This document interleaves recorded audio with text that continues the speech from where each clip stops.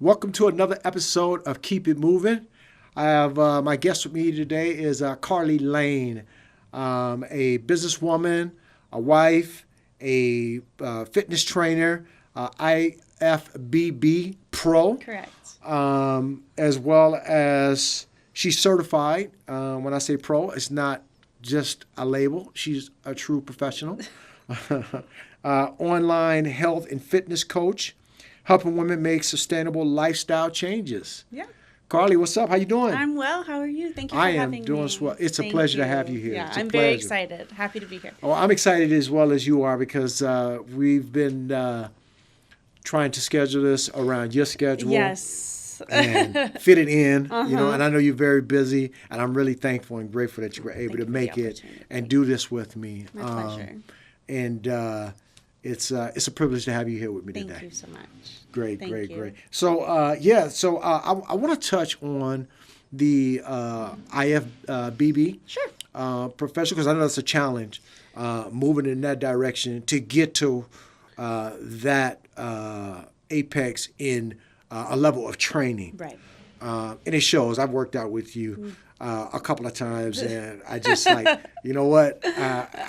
I'm going to go on the other side of it. I'm not training nowhere near her because you really do your thing, you know, and it shows, you know. And I know it's not easy to get to that place. Right.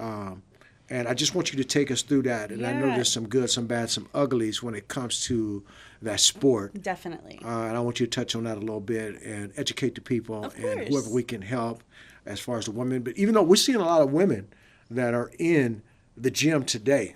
Many more. Yeah. It's this muscle mommy or kind of push towards women taking up space in the weight room has increased. And it makes me so happy because I started this journey about 10 years ago. Okay. And many a times I was the only woman in that area. And it's, you know, you can kind of almost see this divide in the gym where a lot of women are either in the classes or the cardio. Right. You see a lot in the cardio classes. And then the weight room is pretty, you know, more male dominated. Right. And it's interesting to see that more and more women are coming into this lifestyle and or sport. You see this sport actually kind of growing as well. Yeah. And it makes me happy to see. You know, I think that it's such a wonderful thing that the gym, weightlifting, if you choose to do the sport of bodybuilding, it's really not about the physical transformation, although very beneficial. You know, as we age, we, you know, have to fight osteoporosis and we have to fight all these things, and what it can do for you physically is amazing, but it's really what it can do mentally and emotionally for you. I was going to touch on that too, because when you said it's just really not about the fitness, I wanted you to elaborate on that and just speak a little bit more in that regard. I think that's it for me. And people always say to me, like, how do you stay motivated? How do you keep doing this? How do you keep going? And you have to really take the physical and aesthetic goals off the table. You have to. Because if that's your only driver for the choices that you're making, your odds are you're going to give up. Because physical progress takes time. It's, you know, I get frustrated when I see people, especially on social media, and fitness and wellness becoming a huge industry right now. 30 days to your perfect body, or 6 weeks we can... Yeah, it's bullshit. It's bullshit. Yeah. I'm sorry. And it really frustrates me because these people, although while they may have a beautiful physique and what they're representing, and they're basically just selling you something. They just want your money, because it's too blanketed of a statement. Every physical body is different. Everybody's life circumstances are different. What people can give, how much they can put into it on a weekly basis varies. So we're not all the same. Everyone's different. So to blanket statement and guarantee these results and, use this supplement to get it doesn't work that way. It takes a lot of time to make those changes. Well, you and I both know, you know, I've been working out for a very long time. I started off playing sports. So I've been in the game of being active and conditioning since a kid. And, you know, through my experiences and through my knowledge, is that, you know, you're consistent. You have to be consistent. Absolutely. You know? If you don't use it, you lose it. And that kind of goes... And discipline. 100%. And I think touching on the sports thing, I come from a sports background as well, and that's almost what kind of got me into weightlifting at an older age as a sport. And kind of a bucket list thing that turned out me falling in love, and here we are. But but having that sports background, and I think that younger generations and children these days that could use a lot more of this. Yeah, it's crazy. Yeah, this inside sitting on the computer Speak on it, please. It's hurting my heart. Not only are we seeing, as children enter into elementary school, middle school, and even high school, their lack of muscular control and tonality in their body, even fine motor skills, are declining because they're tapping screens instead of catching balls and throwing balls and running and digging and playing and jumping. Right. And the things I think we did as a kid. I mean, I'm about to be 42 years old, so obviously I grew up through the 80s. You look great. Thank you. Yeah. Through the 80s and the 90s, so we didn't have all these things. So we were forced, we were the generation of, I don't want to see you till dark, get out there. Right.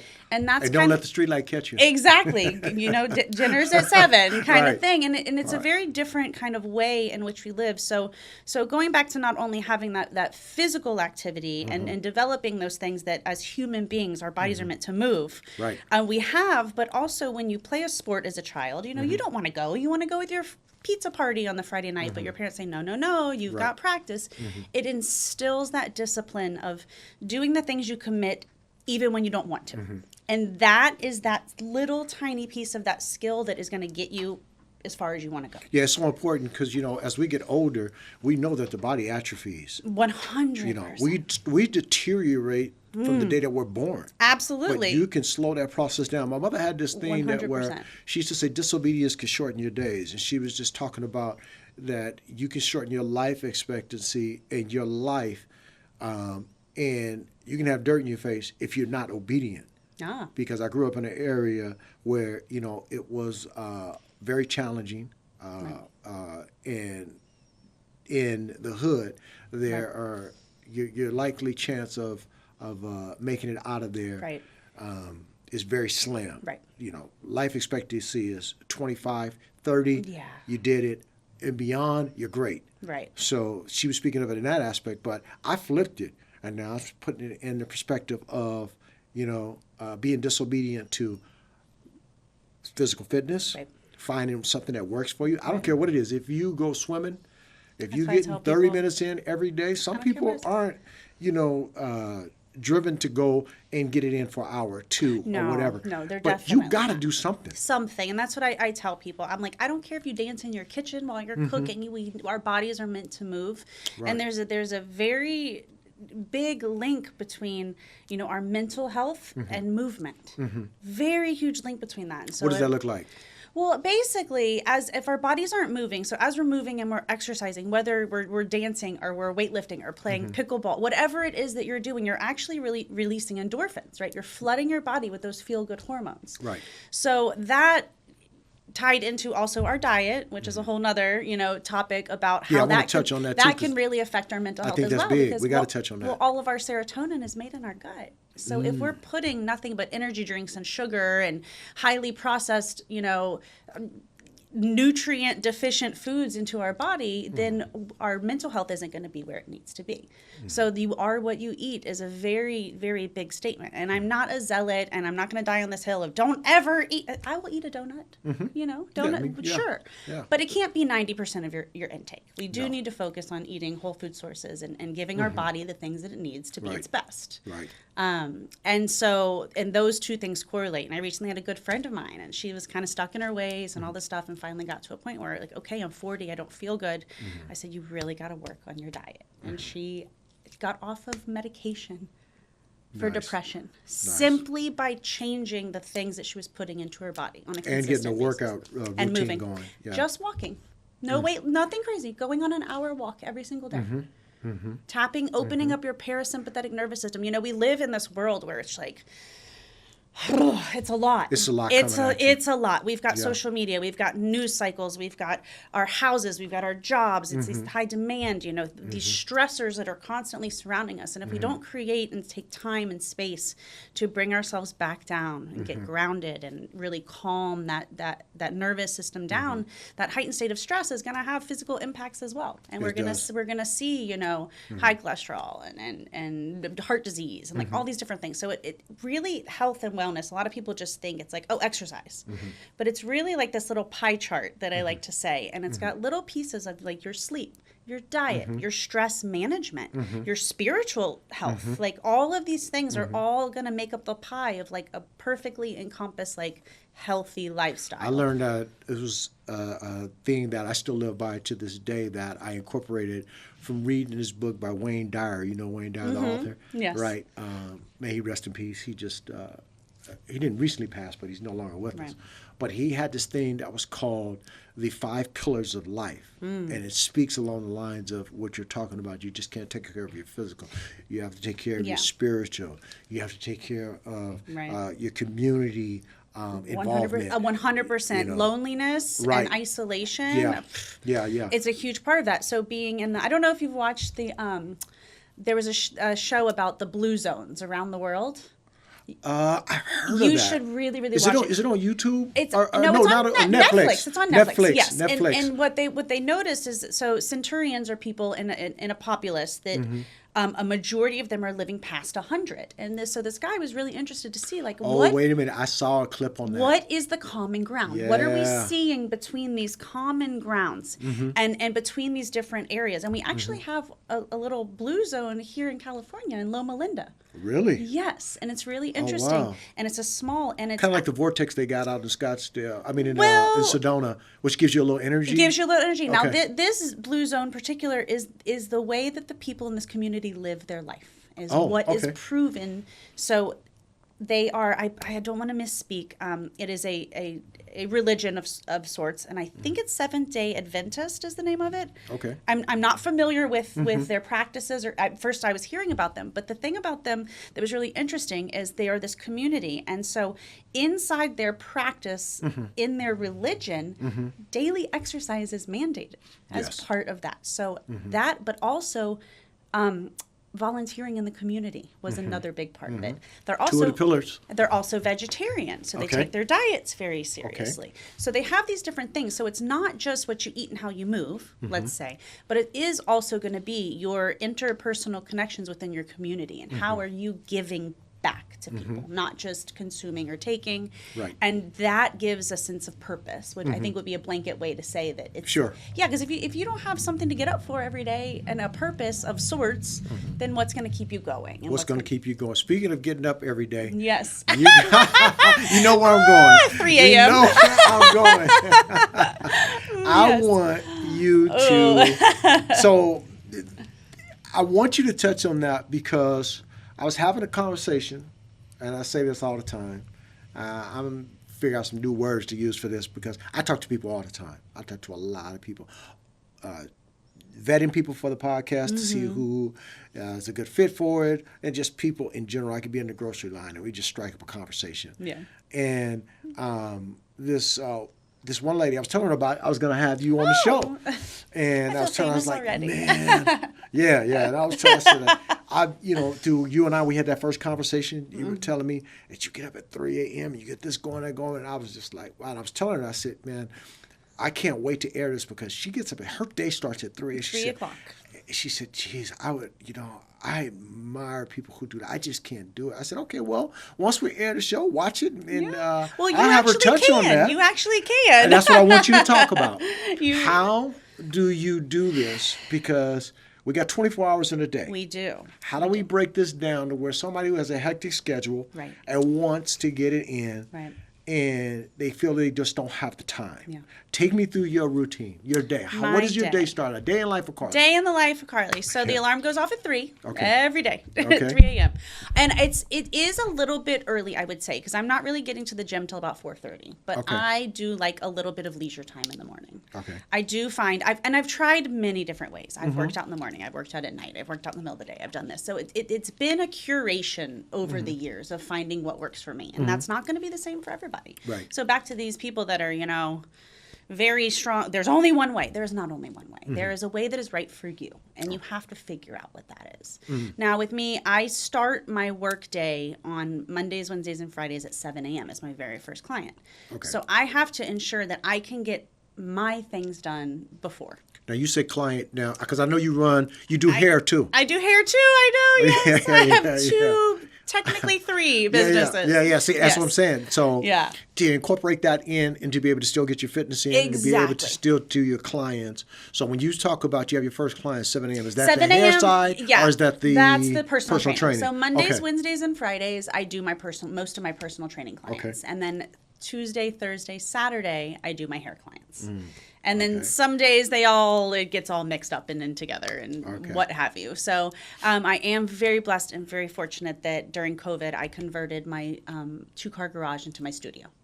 So I have my own space, I can make my own hours, and that also really plays into the ability to give my fitness and my competing what it needs and what it deserves, because it's about 3 to 4 hours a day that is committed just to those things that I know that I need to do, because it's a pretty long checklist. So those days I want to ensure that I'm up, I have to eat, I have to digest my food, I have to take my supplements, I have to weigh in, I have to fill out my whole checklist from the day before, because I take an inventory every single day of rating. How many calories did I eat? How many steps did I take? I rate on a scale of 1 to 10 my hunger levels, my recovery, my energy, my sleep. So everything is very well documented, because in the sport of bodybuilding, the name of the game is data. That's what we're doing. We're collecting data. Because if we know how my body operates best, under what circumstances and what protocols, then we can ensure success when it comes time to perform. And you can maximize the benefit. Absolutely. Okay. We can notice, hey, there's a trend here. We're seeing a trend here. Like, we're seeing a trend that your fatigue levels are staying high. It's time for a deload week. We can see here that energy levels are really low, but calories have been really low. Let's maybe try a refeed. So there's ways to make sure that my body is operating as optimally as possible through observing that data and then making correct calls. So if I'm your everyday Jane and your everyday Joe, right? To be organized is important. Now, they may not have to be that detail oriented. Exactly. Yeah. So I'm to be organized. Yeah, exactly. Is what I'm hearing here. 100%. Rhythms and routines are going to be your best friend for anything. So what I do when I talk about like establishing substantial lifestyle change, it boils down to what you do daily. So we have to first inventory and then audit in order to make a change. So if you came to me as a new client and said, I'm sleeping terribly. I can't get any sleep. So I'm not going to the gym in the morning. Okay, so we're going to look at the things that are impacting you the most. So we'd say, okay, let's make an inventory. What are we doing the 4 hours before you go to bed? Right? Yeah. Things like that. So we can take and pick apart these certain things and go, okay, well, what we're going to do is we're going to do a whole do-over on your sleep hygiene. We're going to say no screens. We're going to cool down your room. We're going to not, we're going to read a book versus looking at a tablet, things like that. So as a coach, that's what I do. I help people figure out where the problem is and then find a solution that's going to work for them. That's really big, too, because it's important to do that, because if you don't know where you're at, you don't know where you're going. 100%. So it's always going to be a very honest audit and inventory of your day-to-day movements, right? And so you can make there's no one perfect program, but you can make a perfect program for a person, depending on what they say they need. Like, I can't sit down and eat until 3 in the afternoon. Okay, we're going to look and try and find you some liquid calories in the morning, something you can toss in your purse and go, and find solutions. And I think that's kind of what it is. A lot of people see their obstacle as the reason to not proceed.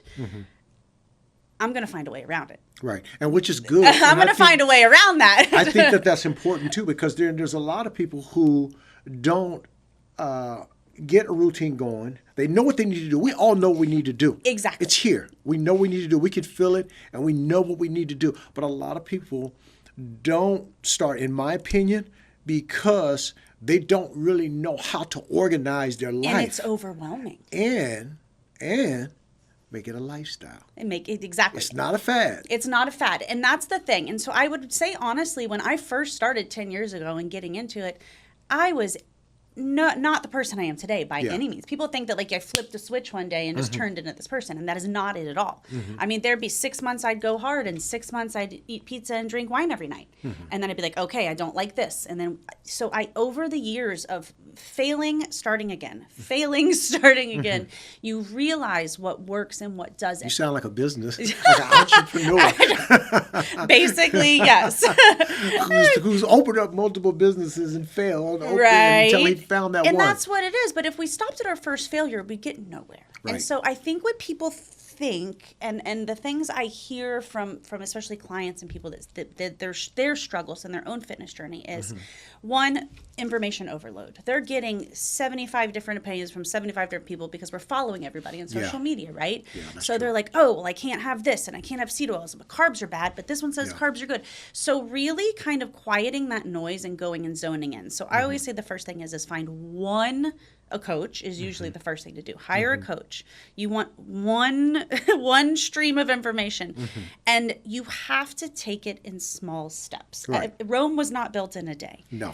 And people want it. They want the Amazon speed of results, but typically to get a fast result, you have to take extreme measures. Right. It's not sustainable. I think COVID messed us up a little bit on the aspect of everybody wants convenience. Everybody, and they want it. They want it now. Exactly. And the deliveries of Grubhub, DoorDash, stand at home, Press and a button, they made it so do convenient nothing. for you. It Netflix, is. so convenient. Yes, we live Gave in us a so world many of convenience. conveniences. I don't even have to wash dishes anymore. I have a dishwasher, right? You know, our life right now is so comfortable. And physical change is only through discomfort. It has to be through discomfort, whether physical or mental. Right. Because you have to understand that that's like you go to the gym and you have to work your muscles hard, and it's exhausting and it's hard and it's painful. But that's over time that becomes the reward. That dopamine hit that you get from that feeling of I just did that. Yeah. Is the It's same. nothing like That's it. what people are getting as they're doing this. Yeah. Dopamine. So pulling yourself out of that and chasing your dopamine fixes elsewhere is a huge thing. It's big. I used to drink, and I drank a lot. You know, I was like a social drinker, but when I did drink, I got down. Right. And I stopped drinking. Now it's going on 4 years. Wow! Congrats. Yeah, that's great. And Alcohol's not good for you. No. I totally agree with you, and I like to speak from my experiences and what I know. Right. I tell the people all the time, I don't come on as an expert pointing fingers telling you should do this, you should do that. I'm going to speak from my experiences. I'm going to tell you what I know. 100%. And then this information, if you decide to use it, I guarantee you it'll help you make an educated, informed decision. Yes. Because I'm telling you what I've experienced. Right. And what I've experienced, I can tell you now what I know. And what put me on that trajectory of not drinking, and I just one day said, I'm done, is because I remember when I played ball in middle school, I won so many trophies. I was all tournament. In the summer league, we used to have these tournaments in the summer, bushwide tournament, guy right tournament, the citywide tournaments. And at the end, if you made the all-tournament team, you got a trophy for it. And every tournament I played in, I got a trophy. And I looked back on my life and said, what was I doing? What was I doing? I wasn't smoking. I wasn't drinking. Right. I was just engaged in playing ball, and I was accomplishing things, and I was winning things. I said, now, if I did that in my younger years, let me incorporate some of that in my adult life. Right. And I first got to stop drinking, and I put that down. And you know what? There's times when I'm up editing, because I do a lot of editing myself. I'm up at 3 in the morning sometimes, but my internal clock, I'm dialed in to getting up at 6. Right. I get in, I do my day trading, I'm up at 6. And there's some mornings I'm like, fuck, I don't even want to go. I don't want to do this shit. No.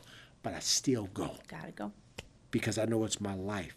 Yeah. When I go in there and I get in the gym and I finish doing my workout, talk about them endorphins, when I leave there, I'm ready to take on the world. So it's a fact. And that's exactly. And that is also the number one reason I love my early morning exercise. I noticed that my mood is better. My energy is better. I'm happier. I'm more productive. Definitely. Because if you can wake up, that's why they say as soon as you get up, make your bed.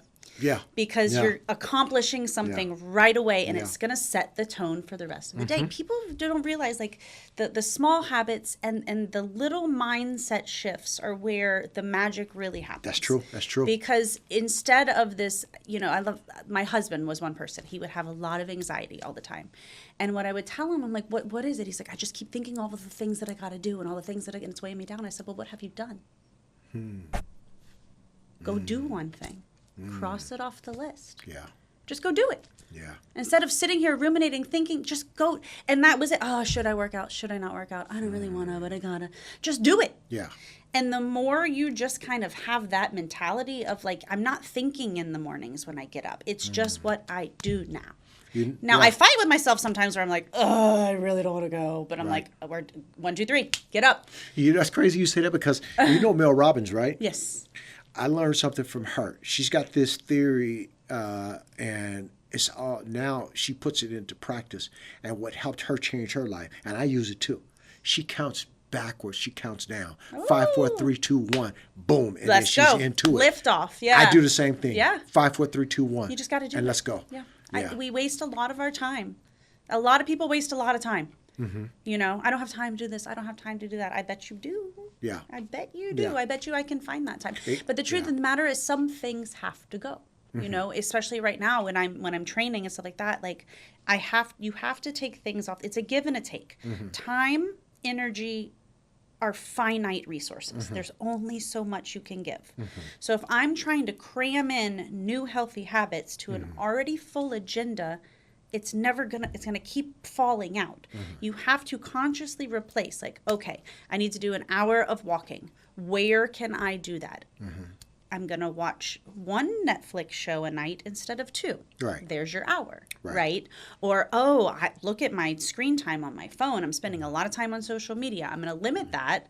There's your meal prep time. Right. So you really do have to make sacrifices. Unfortunately, you cannot have it all. I'm not going to be that person who's like, oh yeah, it's so easy. No, there are things that are going to have to leave your plate. And as humans in our day, we pack our days full. Right?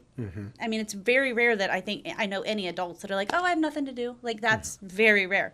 So at some point, you're going to have to make the conscious decision to let some habit go to replace it with a new one, which is why we can't take someone who is sedentary, eating fast food, doesn't know what water tastes like, and to all of a sudden hand them this program that says, okay, 10K steps, gallon of water.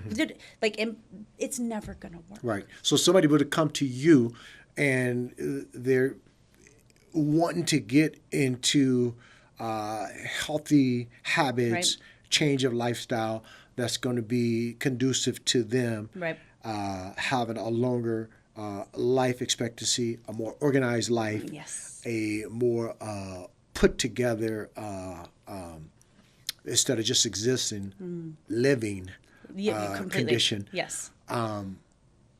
What would you start on? Well, we usually start. It's. I ask a lot of questions at first. It's like, okay, run me through your day. And then I ask it. Usually, the first time we meet together, I'm going to say, okay, we're going to meet again in 7 days. Here's your homework. I want a food log. Homework, I like that. You get homework right off the bat. Homework, because at the end of the day, it's not the 5 minute, 10 minute, 30 minute check in we do once a week. That's getting you progress. That's not helping you. Right. It's what you're doing on your own. So accountability is key. Then I'm going to hold you accountable. Like sorry. I mean, we give ourselves grace and we understand that things happen in life.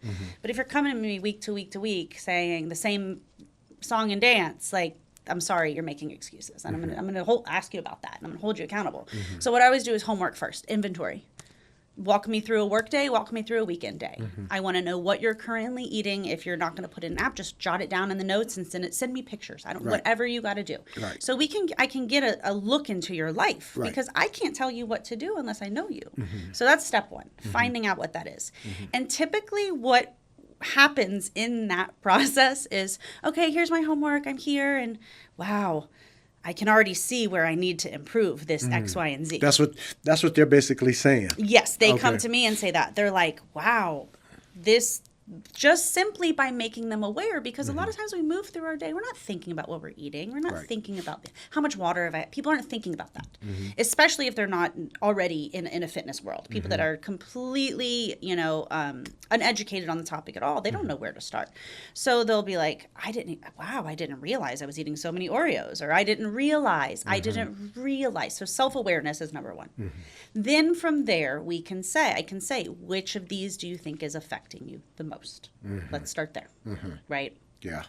I'm having the 3 p.m. lull every day and I can't keep my eyes open. I'm so exhausted. Okay, we need to look at two things, your sleep and then your morning and lunchtime nutrition. What are we eating? What are we doing to fuel our body? Yeah. Oh, well. Because that intake is important. Very important. Very important. I'm binging every night when I get home and I can't seem to stop it. I'm eating everything. I try so hard and I'm fighting.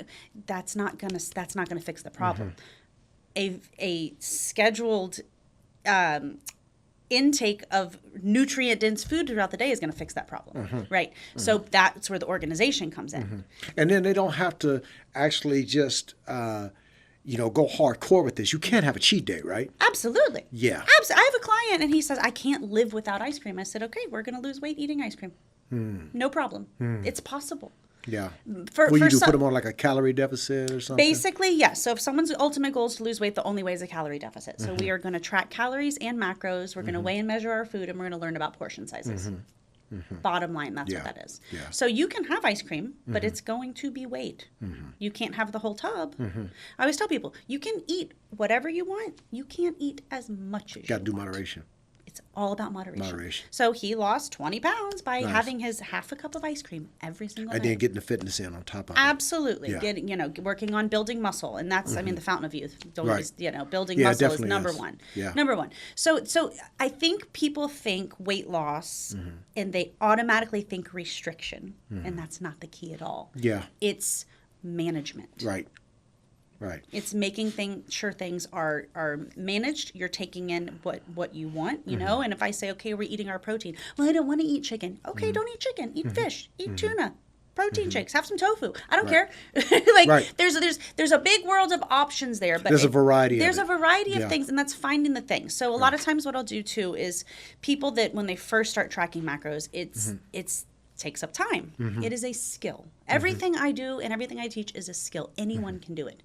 You don't have to be the smartest person. You don't have to be the most athletic person, but you can make changes because these are all just skills that are going to help you in this world, but they're going to translate into the other worlds too. Now, what about this? Now, we're seeing a lot of women who are getting into the fitness aspect of it, of weight training. Yes. And you're seeing women merge with the men on the fitness floor. Yes.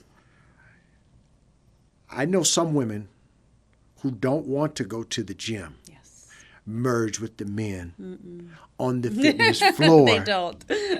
Because of the thing of men, imposing upon their workouts and trying to use this as, instead of a fitness floor, a dating floor. This is not the club. This is a right. Yes. It can happen. So what about those women who say, I don't want to go because I don't want to be a part of it? Well, there are options. If they don't do that, there are female-only gym options. There's also people that say, I hate the gym, and I say, okay, we're going to get a few things, and we're going to work. You can work out at home. We can make you a program for at home. We can make a program for anybody. If someone says, I don't have any equipment and I just want to do body weight, great. We can achieve something with that. So there's people don't realize, we go, I don't have this, I don't have that, I don't have. it doesn't matter. I You don't have to have those things. So it can be that. So Right. for a woman, and a lot of women are, first of all, they're intimidated. Right. Especially if they're not feeling confident about themselves. They're like, I don't want to go to the gym. Everyone's going to look at me. And I'm like, girl, nobody's looking at you. Right. Like, don't worry. Right. But there are women who are there that are confident. They have the bodies. Yes. And they're And I think that might intimidate some women as well, right, too. right. But there are some women who aren't intimidated by that, who go to the gym, Yeah. that work out on the floor with the men. But I want to touch on something before we move on. There's a lot of men who say that, women that get agitated and, they, don't like Right. when they're approached in the gym. Right. And, there's a lot of men say, well, why is she here dressed like that? This is a big topic as well. Yes, exactly. yes. I think this translates. What do you say to the guys? Please, it's not all about you. It's not all about you. Girl, it's funny because this topic comes up a lot and people say like, well, if women didn't want the attention from men, they wouldn't dress like that. I'm like, have you seen how we dress when we're by ourselves? It has nothing to do with you. Right. It has nothing to do with you. And I think this is it's a man's world, as they say, and I think men are used to being the center of attention, and I think it can conflict their mindset when women are there. We're not there for you; we're there for us. But it's a men's space, so I think these lines are being blurred right now, and I think that's why we're seeing some of this push and pull between the men and the women, and they're all upset. Well, why are you wearing that? I'm wearing this because I want to. That's why. Because I want to. Because I like it. Yes. Because it's a pretty color. Like, so it's interesting. And I do have to say, thankfully, the gym that we go to, I've never had a problem. Yeah. I mean, I'm not going to say I've never been hit on at the gym, but I've never had it be disrespectful. It's always like, oh, okay, have a nice day, like very respectful about it.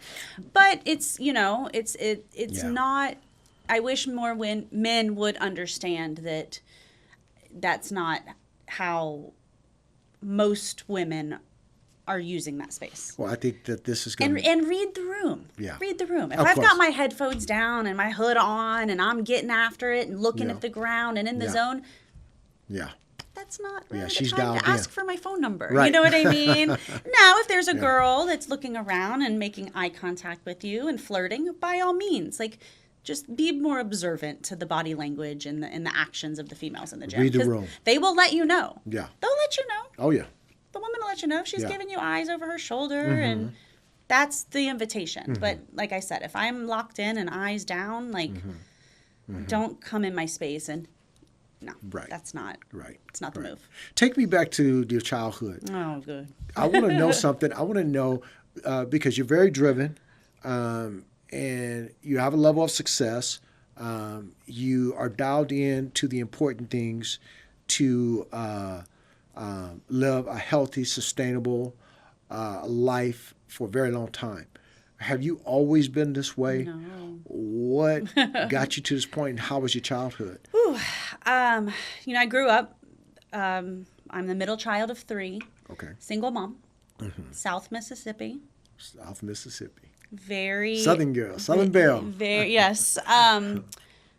Life was hard. My childhood was hard. We were the typical, food stamp kids and didn't have a whole lot. And I learned my first job was 13. I found a little used lawnmower for sale, and I started cutting grass as my little business at 13 to make money. I think because I learned at a young age, like, nothing was ever given to me. So if I want it, I have to work for it. That was my mom would say. I want new shoes. Your shoes are fine. If you want new shoes, go work. That was what I was told. So I think that was ingrained in me at a young age that, like, okay, well, what do I got to do to get what I want? What's that look like? And how hard do I need to work? And it kind of came out of that. I moved out when I was like 16, got my own place, had my own job, put myself into college, did all that. And I've been hyper independent, I guess you would say, my whole life. Okay. And just kind of realized, like, I've got to do that. Now, the high school years weren't the best. I definitely fell into a lot of drugs and alcohol. So between 14 and 19, it was not anywhere near who I am now. It was the complete polar opposite.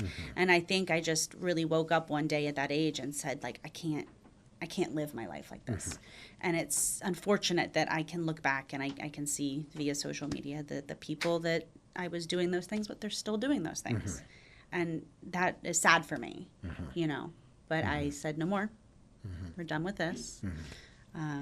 Was this something you just decided one day, I want something different for my life? Or was it something horrific happened I think that I was changed in it? so much pain. And I think that's where the seeking out the drugs and the alcohol was to escape from the pain that I was in. A lot of trauma, a lot of pain, a lot of anger. I think I felt like, why did I have to get this life? Like, why is this what my life? How come I see, you know, Jane over here and she's got both her parents and they have a nice house and a nice car, and I think I felt slighted by the universe in a way, and I was really angry, and I think that's why I went that way. And I just remember like just feeling, I mean, because come on, you're putting things like that in your body, you're not feeling good, your mental health is garbage, and I just hit rock bottom one day and was like, I can't do this anymore. Yeah, so you were trying to numb the pain Absolutely. and the trauma. Absolutely. And where was that pain and trauma coming from? Just living in and growing up in a single family home? Yeah, or what? I think there was you a were lot of... not having a dad there? A lot of abandonment issues from my dad, very much, oh, I promise I'll see you, and then never showing up kind of thing. A lot of abandonment issues like that. You know, my mom was, unfortunately... I think there's some mental health stuff going on there. So just a lot of instability, you know, pack your stuff, we're getting evicted, we're moving right now, when you're over and over again as a child. Like, so my life was chaos as a child. And I think that's why I've leaned so much into structure as an adult. I think I realized that this chaos and unorganized way of being was so hard for me, but also like you can't be successful in that way. Like you have to have a plan, and you have to be organized, and you have to have structure in order to be successful.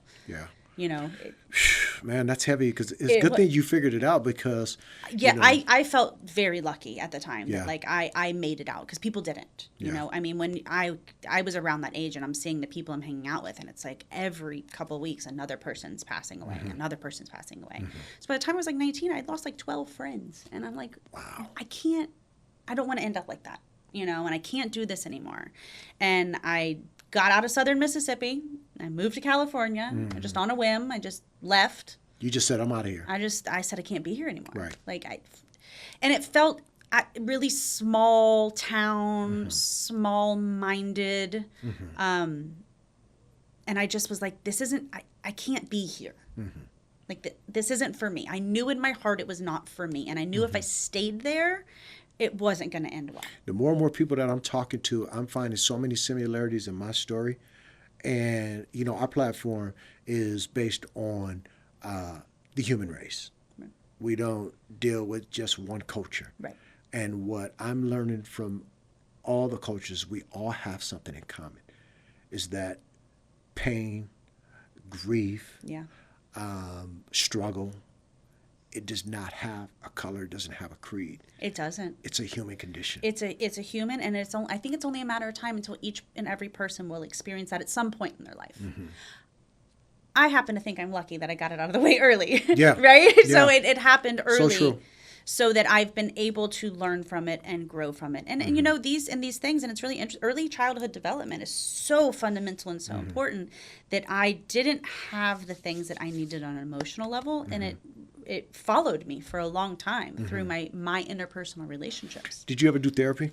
Yes. Good. Absolutely. Good. It wasn't until I started going to therapy and started understanding myself. And it was after a couple failed relationships with very narcissistic men. And I was like, what? I woke up, I was like, I'm the problem. Like, I'm the person, I'm the common denominator here. Yeah. It's not the world is out to get me. It's like, why am I putting myself in these situations? Why am I gravitating towards these things? And it's just part of your subconscious, and it's things that were comfortable to me, you know? Right. And you think probably it was part of the fact that your father wasn't there, you were trying to compensate for something? Probably, yeah, absolutely. Yeah, having you know, it's it's so deeply I don't think we realize it, how deeply ingrained. And I have to say that the year I took where I did nothing but introspection, I took 1 year. I was like, I'm not going to go out. I'm not going to date. I'm going to go to work, and I'm going to come home. I'm going to be with, I couldn't be alone. And I think that was the byproduct of the abandonment issues, that when I got older and got into things, I always needed to have someone with me. Like I physically could not sit in a room by myself. I couldn't stand myself. And so what did I do? I locked myself in my apartment. I was probably like 26, 27. Okay. And when did you come to LA? How old were you? 19. 19. So 19, I had been here 27. a while. Okay. Yeah, I'd been here a little while, and like all these things were happening. Still in my 20s, I wasn't like taking any drugs, so I was still drinking. I was still, social drinking, but in my 20s and partying and doing all these crazy things. So living that LA, California lifestyle. Still very unhappy though. Yeah. I found myself really at the end of the day, and I was just like I was distracting with drugs and alcohol, I would distract with people. I constantly call, do you want to come, let's go run errands, come hang out with me, come over. Like I needed to, and I had this huge group of friends, let's say. I mean, but as I've gotten older and I've learned like to be okay with me and sit with myself, and through the therapy and through that isolation that I forced, I was so uncomfortable, like could not sit still, wanted to crawl out of my skin just to be in my apartment by myself. That's heavy. That's when I realized, I was like, there's something here. Yeah. Like there's something that I have to fix in order to be okay with that. Because if you're not okay with you, everything that you're trying to outsource to fix whatever it is, it's never going to work. It's never going to work. Just go back to what I was saying earlier. It's like we all know what we need to do. It's in here. It's in here. It's in the head, and it's in the heart too. Yeah. And it's all about being able to find a way, find a program for yourself, to put it together and start doing it. You'll feel so much better about yourself. You will feel so much better. You feel so much better. And so back to that, like when finding that program. So what I do when I work with people, it's a little harder on my end because I know a lot of people that have like maybe a template or like, oh, here's my program. Right. No, because what we're going to do is we're going to create a step-by-step, week-to-week progression of how you can incorporate these things in. Because I'm not going to tell you I want you to do 10 things tomorrow. I'm going to tell you I want you to do one thing, and I want you to do it every day for 14 days. And once that's part of your day, we're going to give you another one. And then we're going to do that for 14 days. And then we're going to do another one. Yeah. And then we fell off a little bit. Okay, let's get back. Let's get all three. Once we get all, and that's where you build that momentum. So it's basically habit stacking. Right. Is the only way that you're going to become the person you are now to the person you want to be. Right. It's not going to take a flip of a switch. It doesn't work like that. You have to grow and change and learn about yourself along the way in order for it to stick. It has to be there has to be autonomy in the process as well. I can tell you to do it my way. I want everyone to do it my way. Right. You won't be successful. Right. You have to make the decisions along the way too. That you know what, I'm finding that this isn't working for me. I think we're gonna. So it's very much a symbiotic relationship. Right. It's not just like drill sergeant. It's what's working. How are you feeling? What's it's just not really working for me. Okay, let's try this. And it's a bunch of trial and error until you figure out what works for you. Till you figure it out, and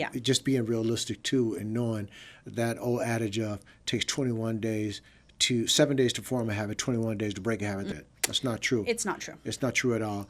It took me over 18, maybe 2 years to really establish the lifestyles and the habits that I have even at my age now. Yeah. Because we're always learning, and anybody who says, oh, I know it all, I've learned, and stop learning, and you have basically done yourself an injustice. Yeah. We are continuously learning all the time. People, and we should be. We should be, absolutely. Yeah. The people that have the most success with me are the people that ask the most questions. So if you are a student of the thing and you seek knowledge and education, it's also, you're more invested in it, so you're going to take it further. Right. I could tell you to, oh, we're going to go swimming every morning for a week. And you do it, but if you're not absorbing the reason why and understanding and applying those reasoning and that value to yourself, it's less likely that it's going to stick. It's less likely that you're going to continue with it because you don't see the value in it. Right. Now, touching on you being a IFBB Pro, right? Yes. That's a major accomplishment. and listening to your life and the way that you have set yourself up and to accomplish that and to be in that position the way you are now, pro. Take me through that journey. What did that consist of, and when did you become pro? I turned pro. Well, it's a funny story. I'm actually training right now for my pro debut, so Nice. to be on a pro stage for the first time. I turned professional in 2021. Okay. July 23rd, to be exact, in Pittsburgh. Mm-hmm. I never thought pro status was attainable for me. I thought, like, oh, there's no way I'm going to get that. And even the day that I won, I was still like, it's not me. Like, It wasn't real to you. No, for like a year, I was like, did that really happen? Right. It's interesting in this sport because there is a little bit of chance and luck involved in it because of who shows up that day. Because you don't know who's going to show up, you know? It is a very individualized sport, meaning... When you say show up, you mean like you at as actual a person. competition. Oh, the competition. Yes. Oh, your competitors. Yeah, you don't know got who's it. coming. Right. You know, so maybe 10 girls come and they happen to have a worse physique than you. You're going to win. 10 girls could show up to have a better physique than you. You're not going to win. Right. So it really is. So a lot of times early in the journey, learning to take away the placing as your goal, but more of your own journey as the prize. Because that's really what it is. It's you get this great body and you look amazing and you put on the beautiful makeup and tan and you look pretty for the day, but the real benefit is the journey.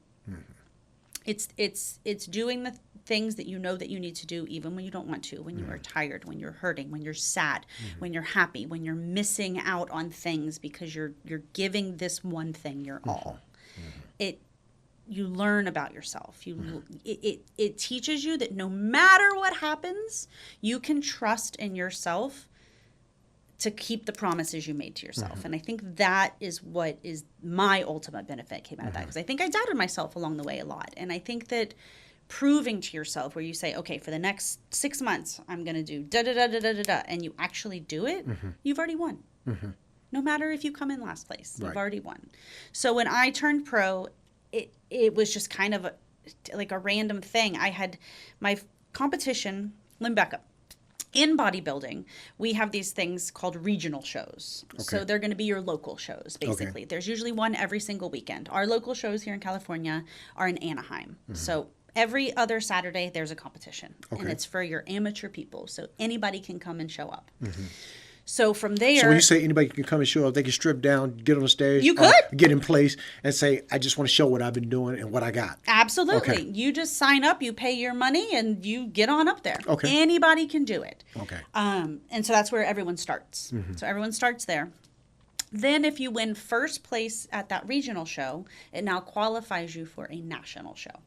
The national shows are further in between, so they're going to happen, quarterly, let's say, one each quarter as opposed to every single weekend. Okay. So basically, if you win your first place in your category, then you have now qualified to go to the regional, to the national level. If you win at national level, that now puts you into professional status, right? So it's two different levels. So so now you've got another level of prestige. You have another level of competition. You're going to have to work harder. It's required more. So it just takes you to that next level. And then becoming professional, we don't have to now pay to compete. If we win, we get paid. Okay. So that's where the whole pro thing comes in for that. Got it. But at the end of the day, the requirements for the division, meaning what they're looking for physically in my body, what they're judging us on remains the same, Per category has its own criteria. And so I had qualified nationally in 2017, and I was in a terrible relationship. And the emotional stress on top of competing, because it's very stressful on your body, my health took a dive. Wow. My health was terrible. I had full metabolic dysfunction. It was my adrenal, everything. I was just bad. So I took a year off to work on just fixing my health. Okay. Which thankfully I did, and it was great, and I came out of that. Ditched the guy too, which was causing a lot of the problems. I was going to say, you probably got to get ready. You know, it's funny because I was working with a functional medicine coach, and he actually said that when we broke up. He was like, "Oh, thank God." He was like, "I couldn't say anything." He's like, "But I could tell that this was a big source of your problem." You know, it was a very toxic, abusive, awful thing. Yeah. So once I got rid of him, everything was fine. So then I met my husband in 2018, and then 2020 we had gotten married. So we got married 2 weeks before they shut down LA. Like, boop, boop. Oh, before the COVID hit. Okay.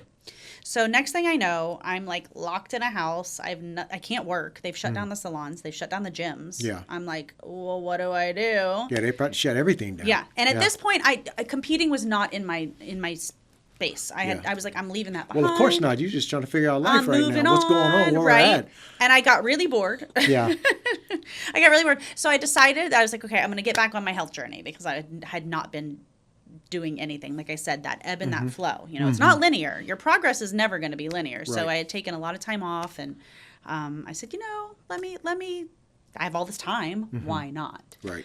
So I just started working out again. I started kind of playing around with my macros, learning about my body, things like that. I actually did a 30-day ab challenge where at 6 a.m. every day I got on Instagram Live and did an ab workout with people that would hop on with me. Okay. And that's what kind of kickstarted everything. And I said to my husband, I said, I think I might want to compete again. And his answer was, I support you. Let's do it.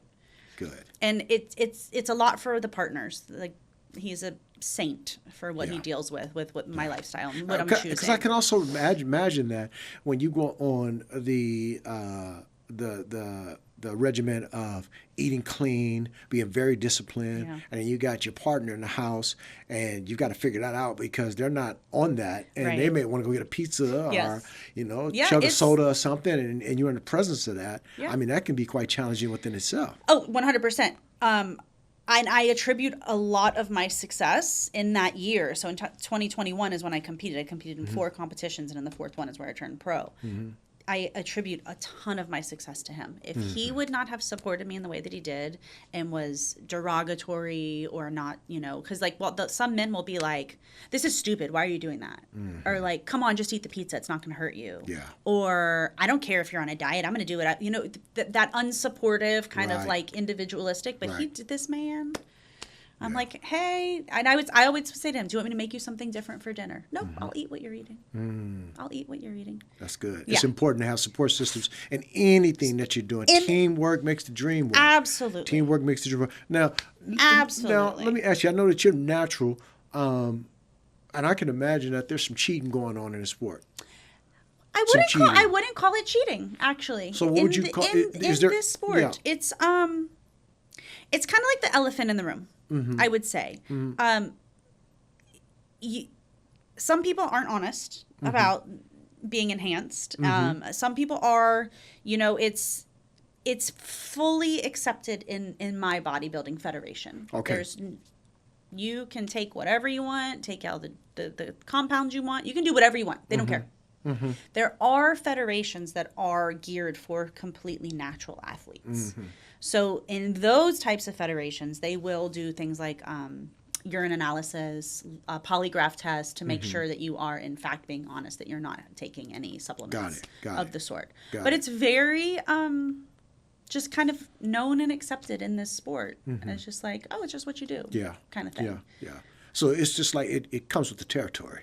I think so. Yeah, it definitely does. Being natural, it's you.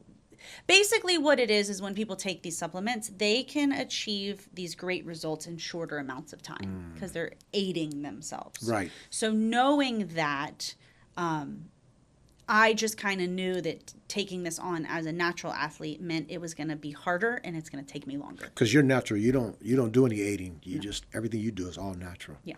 Okay. Good. So that is kind of just the reality. And you have to understand that too. Like knowing that and being like, this is my choice and this is what I'm choosing. I might not do as well as the other people. And if you're okay with that, but if you're looking at the competition, like I said, not necessarily as I only want to do it to win, and if I'm not winning, it's not worth it, then you're going to be let down. But if you look at it as like, I love this sport. You love it. I love it. You love it. I love it. And I'm going to do it no matter what. And even if I wasn't competing, I tell you what, I'm still going to go to the gym.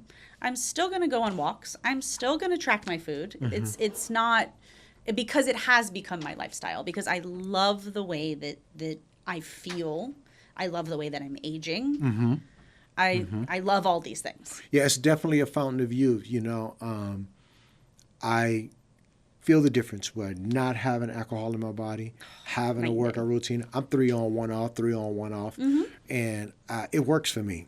Yeah, that's great. It also goes back to what we were talking about, just finding something that works for you. And I wasn't always at 3 on, 1 off. There was a time when I was going 1 day off, 1 day on, 1 day off, 2 days off, 1 day on. Yeah. Until I found what really works for me. And that's what it is. Yeah, and I found the love for it. And once I found the love for it, it became a way of life and a lifestyle for me. Totally. You have to love it, and that's the thing. So that expecting someone to go from sedentary to loving the gym in a week, it's not realistic. And I think that a lot of people and their fitness goals are very unrealistic. Yeah. So we have take your timeline and multiply it by 5. Right. And that's going to be it. So what I tell people is, they're like, well, I only have 15 minutes.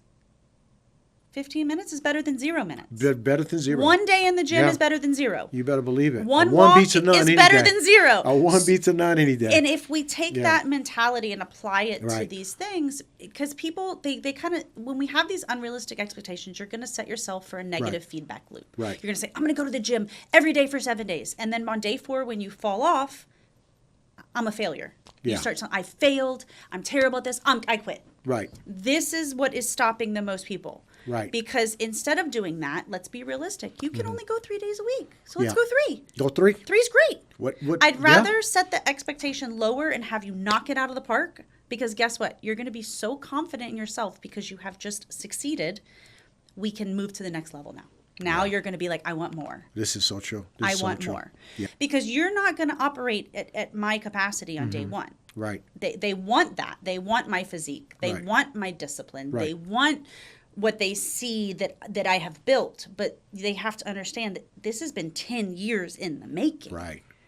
So if you want that, let's get started today. Come on. And in 3 to 5 years from now, we'll have you in a fantastic place. But you have to understand that this journey doesn't end. It's never going to end. Your health and fitness, your journey is forever.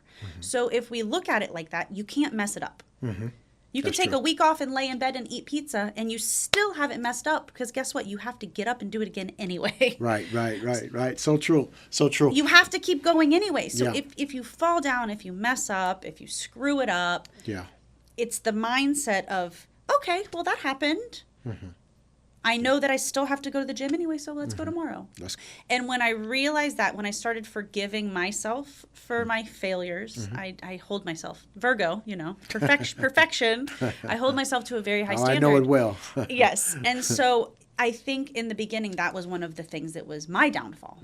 If I would mess up and if I wasn't absolutely perfect, I would crumble. And now I just go, okay, well, I'm a human. Right. That happened. Right. What can I do tomorrow? What can you do What can I do now? What can I do Right. right now? What can I do in this moment? Well, I can make sure that I have my protein cooked for tomorrow so that I can hit my macros. So it's taking your power back when you feel like you don't have any. And so when you feel empowered or disempowered, depending on how you look at the circumstance and how you view yourself in that moment. Right. So that's the number one thing. That's true. So a lot of people really struggle with that. Something I struggled with too was a binge and restrict cycle. Restriction, you're gonna binge. So what I do is when I work with people, especially that struggle with that, it's mostly women, because diet culture has messed all of us up. We work on that. We go, okay, guess what we're going to do? I'm going to rewrite your plan. You're going to have 1 cookie a night. Deprogram to reprogram. 100%. We have to break down those ways of thinking. And especially with the women I work with, it is carbs. The evil carbs. Carbs. They're evil. Yeah. And so so a lot of what that is just, if you want to change your physical, you have to first start with the mental. You have to start with the because that's where it all it begins and ends with that there. It starts in the head. Absolutely. Carlie, let me ask you, Absolutely. where can the people find you? Because there's going to be people who are going to be Right. In the comments. They're going to want to know, where can I find her? I know that you have a lot more information to share, but we got to get out of here. Oh, yes, I But know. It what feels I like wanted- 5 minutes. I know it does, It right? We could go does. on and on Yeah. and on forever. But I want people to be able to find you if they have any questions, how they can get in contact with you. And, where can they find you? Probably Instagram is going to be the best way. Like I said, I'm an 80s, 90s kid, so technology is not my thing. So Okay. I don't even have a website, you know. Okay. I'm so analog on my end. So right. it'll mostly just be on Instagram. So Okay. it's What's the Instagram handle? It's Carlie Lane _ IFBB Pro. Okay. Yes. Okay. Let's get out of here. All right. Enjoy the rest of the day. Absolutely. And once again, thank you, Carlie. Thank you so much.